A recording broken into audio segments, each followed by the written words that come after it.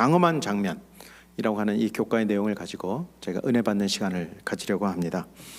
오늘 교과 70페이지에는요 이 말씀을 하고 있습니다. 지구 역사의 마지막 날에 전개될 사건들을 이해하기 위해서는 예언서인 다니엘서와 요한계시록을 함께 연구해야 한다.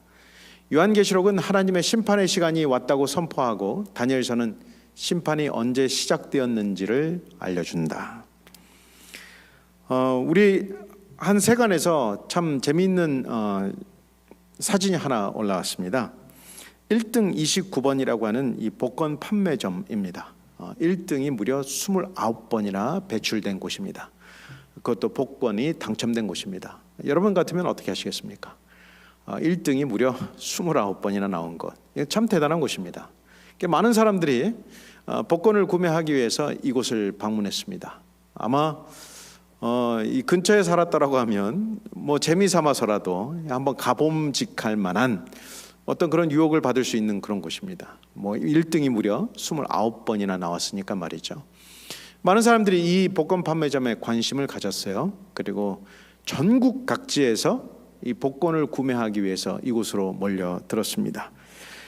그런데 얼마 후에 이 복권 간판집이 다음과 같이 복권의 간판이 바뀌었습니다. 2분 후 단속이라고 하는 간판으로 바뀌었습니다. 1등 29번에서 간판 이름이 무엇으로 바뀌었다고요? 2분 후에 단속된다. 이 대구 경북 최다 당첨. 그렇습니다. 2분 후 단속. 왜 이렇게 간판이 변했을까? 속사정이 있었습니다. 전국 각지에서 이 복권을 사러 내려오고 몰려들다 보니까 이곳이 인산인해를 이루고 사람들이 차를 주차해 두다 보니 지역 상권의 교통 흐름에 방해가 되어서 2분이 지난 즉시 경찰에서 단속을 이 지역에 하기 시작했습니다. 그래서 이 복권방 주인이 손님들의 편의를 위해서 자기 자신의 이름을 바꾸었습니다. 그 이름을 2분 후 단속이라고 자기 복권방 이름을 바꾼 것입니다. 그러니까 누구나 이 편의점을 들어올 때는 2분 후 단속이라고 하는 이 메시지를 보고 들어옵니다. 그러니 이것이 심판의 경고와 기별이 되는 것, 그 이름 자체가 심판의 기별이 되는 것, 이것입니다. 제가 이 아침부터 왜 이 말씀을 드리는가?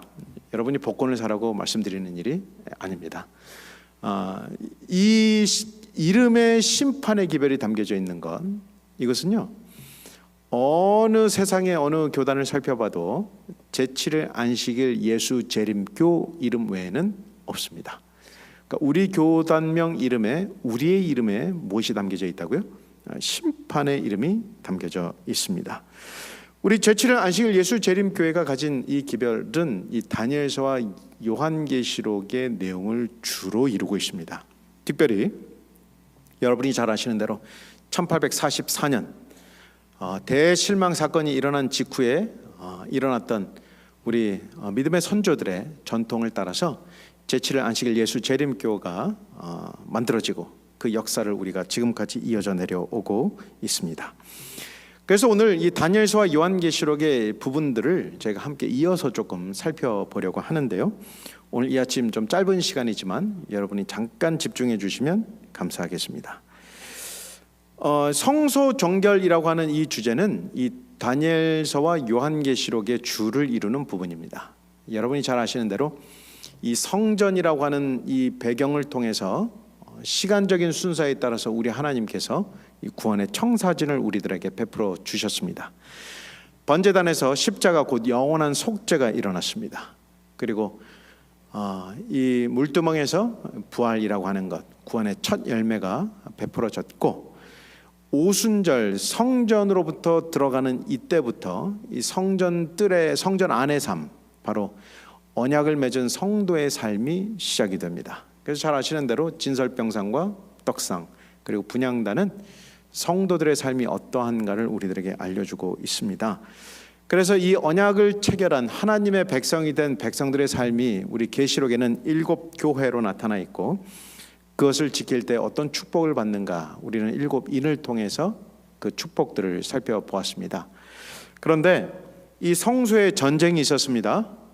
이 역사를 살펴볼 때 한때와 두때와 반때, 곧 1260년 동안 성도들이 그 성소에서 어떤 핍박을 받았는가가 예언에 등장하고 있습니다. 그에게 매일 드리는 제사를 없애버리고 그의 성소를 헐어버리고 매일 드리는 제사가 넘겨진 바 되고 성소와 백성이 내어준 바 되었다. 이것이 바로 우리가 역사로 이해하는 한때와 두때와 반때의 기간입니다. 그런데 이 나팔절이라고 하는 이 절기를 통해서 이 남은 자손이 등장합니다. 우리가 잘 아시는 대로 이 나팔절이라고 하는 것이 재림 운동의 시작을 가리키는 것이고 지성소 사업의 시작을 알리는 것이며 이 지성소 사업이 곧 끝날 것이라고 하는 그 시작을 알리는 아주 중요한 기점을 가지고 있습니다. 그런데 이 지성소에서 또 다시 싸움이 벌어지는 것을 우리는 계시록 13장을 통해서 이해하게 됩니다. 왜 그렇습니까?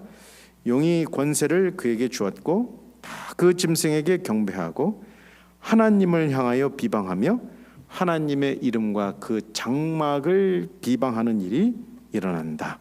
이것을 가리켜 우리는 대속죄일이라고 이해하고 있습니다. 그래서 이 마지막 시대의 싸움이 무엇인가? 이 마지막 시대의 싸움은 이 작은 뿔과 하나님의 심판의 이 관계를 다루고 있는데 우리가 조금 전에 살펴본 대로 시기적으로 대속죄일을 의미합니다. 역사적인 순서로 시간적인 순서로 볼 때에도 이것은 시기적으로 대속죄일을 가리킵니다. 그래서 오늘 이 교과에 나타난 이 다니엘서 7장의 배경이 어딘가? 바로 지성소입니다. 다른 말로 대속죄일의 시간이라고 하는 것을 가리키고 있는 것이죠. 다니엘서 7장 26절 말씀에 그러나 심판이 시작이 되면 지극히 높으신 이의 거룩한 백성에게 붙임 바 되리라 라고 하는 것. 그리고 내가 그 뿔을 유심히 보는 중에 다른 작은 뿔이 그 사이에서 나더니 옛적부터 항상 계신 이가 좌정하셨는데 심판을 베푸는데 책들이 펴놓여 있더라. 이것은 이 백그라운드는 다니엘서 7장에 나타난 이 백그라운드는 바로 지성소를 가리키고 시기적으로는 대속죄일의 시간을 가리킨다라고 하는 것. 우리가 조금 전에 살펴본 대로 다니엘서와 요한계시록의 이 배경하에서 우리가 다니엘서 7장을 그렇게 이해할 수 있는 것이죠. 그러므로 하나님께서는 이 성소의 정결이 반드시 필요합니다. 왜냐하면 그 가운데서 일어난 모든 일들을 우리 하나님께서 다시 한번 정리해야 될 필요가 있으신 것이죠. 두 번째는 이 사단의 참소에 대한 대답을 우리 하나님께서 분명히 주셔야 합니다. 계시록 13장 6절에 보면 짐승이 입을 벌려 하나님을 비방한다 그랬습니다.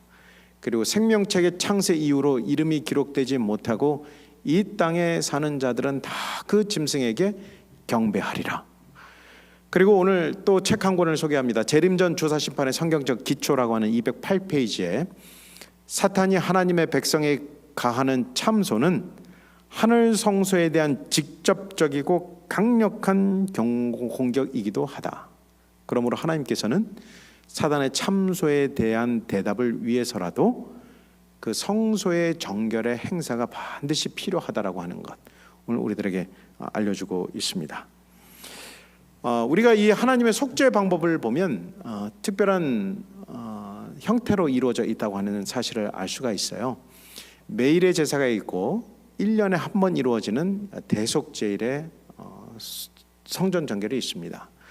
매일의 제사에서는요, 레위기 4장에 보면 그를 위하여 속죄한즉 그들이 사함을 받으리라 그랬습니다. 매일의 제사는 용서와 관련이 되어 있습니다.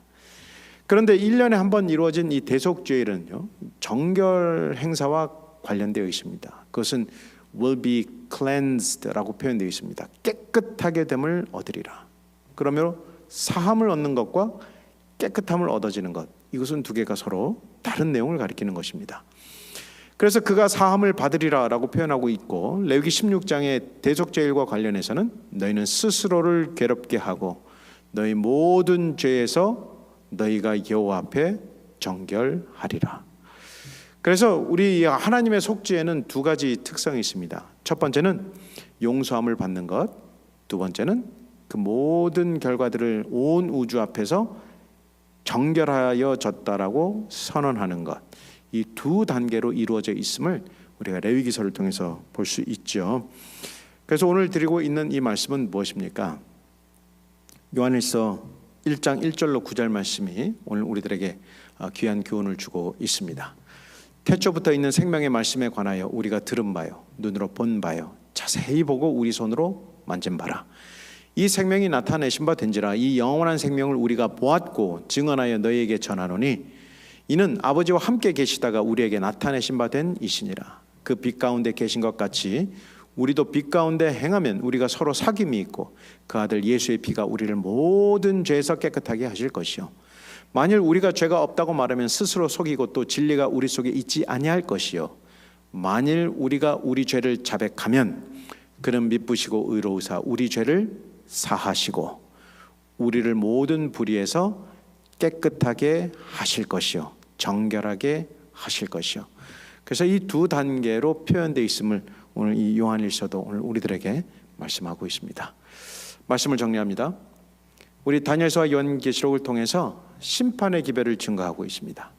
그리고 우리 재림교회의 이름처럼 우리는 이 하늘 성소가 이루어지는 그 정결 사업의 한가운데 있다고 이 마지막 시대를 우리가 그렇게 믿고 있습니다.